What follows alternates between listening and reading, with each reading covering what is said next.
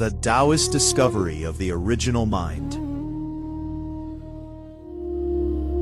What you call yourself may not be real. What you call your mind may not be you. Taoist sages saw this long ago. So tell me, who is thinking? And before thought arises, before memory, before identity, before the voice in your head starts telling its endless story, what are you? Before you answer, pause for a moment. If all of that disappeared, what would remain? Taoist sages believed that beneath the thinking mind lies something far more fundamental. They called it the original spirit.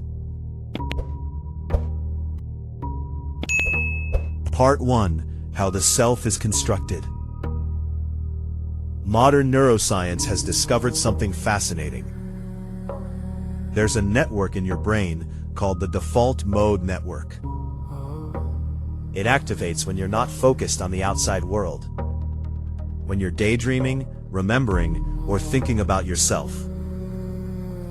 In other words, it's the system that creates your sense of me, your identity, your story, your past, your imagined future.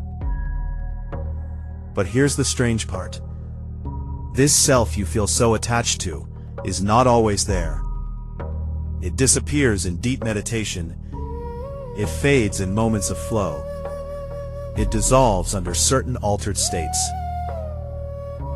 So the question becomes, if the self can turn on and off, what is it really? What if the self is not who you are, but just a process? And if that's true, then who is asking this question right now? Before you answer, pause. And look, before the thought appears, what is there? Part 2. The Taoist concept of the original spirit. Long before neuroscience, Taoist sages had already mapped this out.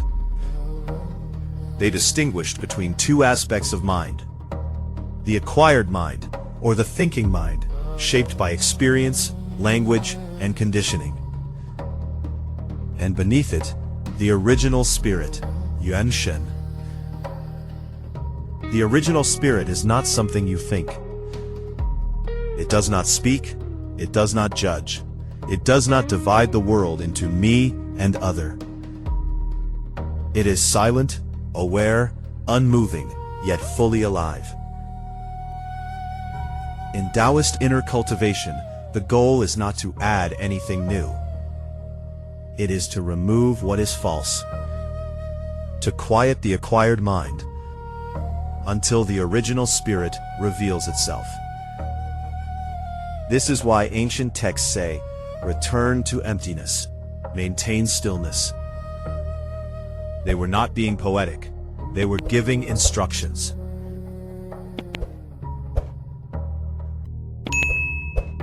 Part 3. Echoes across civilizations.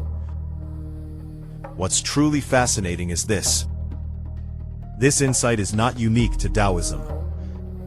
In Zen Buddhism, it is called original mind, or no mind, Wuxin. A state where perception happens without the interference of thought.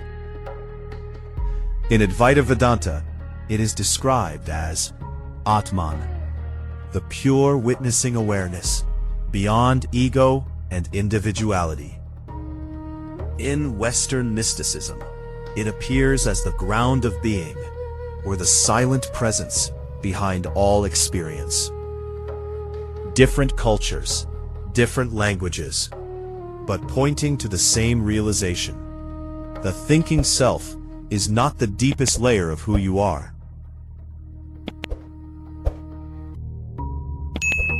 Part 4. The real question. And this brings us to the real question. a question that changes everything. What if consciousness is not something your brain produces, but something your brain filters? What if your thoughts, your identity, your story are just a surface ripple on a much deeper field of awareness? And what if that field is not personal? What if it is universal? Then the implications are staggering. It would mean that what you call your mind is not truly yours. It is a local expression of something infinite. And the original spirit is not something you create.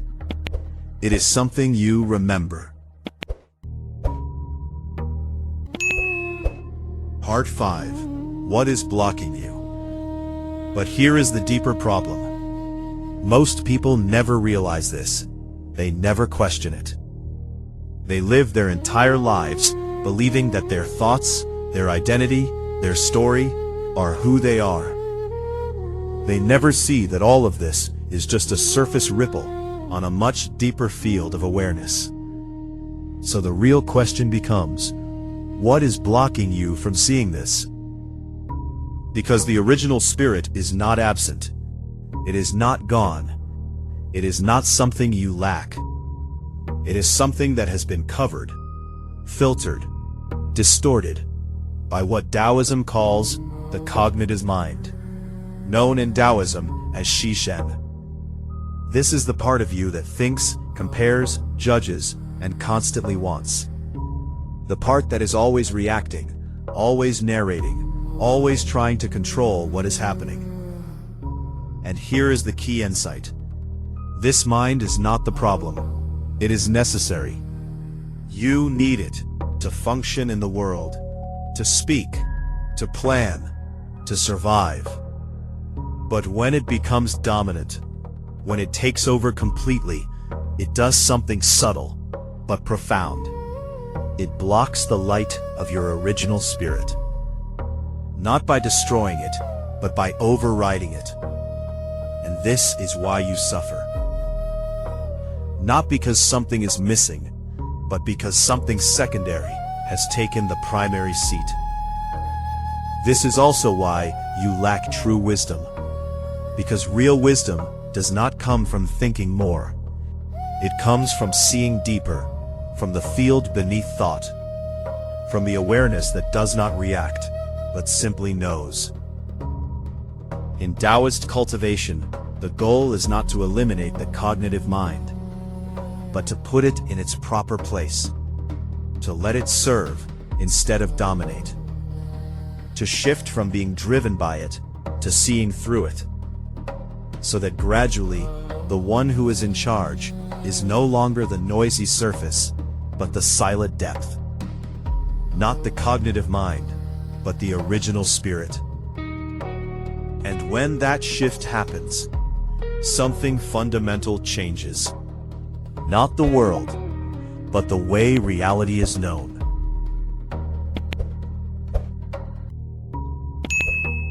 Part 6. How to see through the cognitive mind. So the question now is, how do you see through the cognitive mind? Not suppress it, not fight it, not try to get rid of it, because that is just more of the same mind. Instead, you begin with something much simpler. You observe it. Not analytically, not philosophically, but directly. Right now, can you notice a thought as it appears? Not the content of the thought, but the fact that it appears. And then, can you notice that it disappears on its own, without your control? If you stay here, something subtle begins to shift. You start to see, thoughts are not continuous.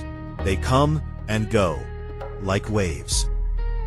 And if thoughts come and go, then what is it that sees them, that does not come and go with each thought? This is the turning point. Instead of being inside thought, you begin to stand as the awareness that sees it. This is what Taoism calls returning. Not going somewhere new, but returning to what has always been here. At first, this is not stable. You will be pulled back into thinking, again and again. That's normal, because the cognitive mind has been in control for a very long time. But each time you notice, each time you see a thought as a thought, you weaken its grip and strengthen something deeper. Not effort, not control, but clarity.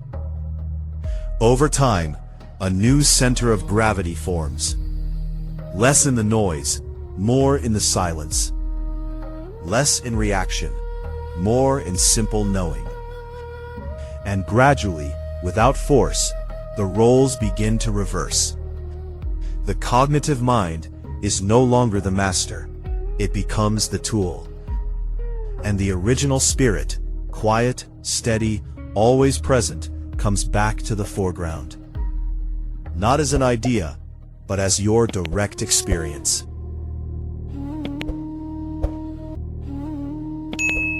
Ending. Engagement questions.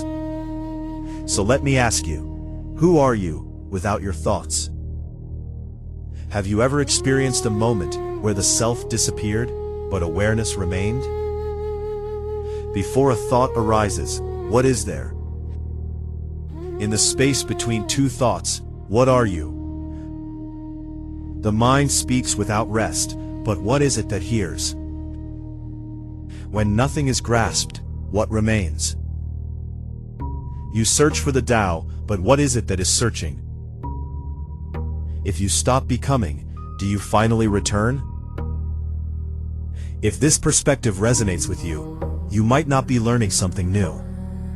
You might simply be remembering what was always here. To end this video, I'll leave you with one final question. What if the one who is searching is exactly what you need to see through?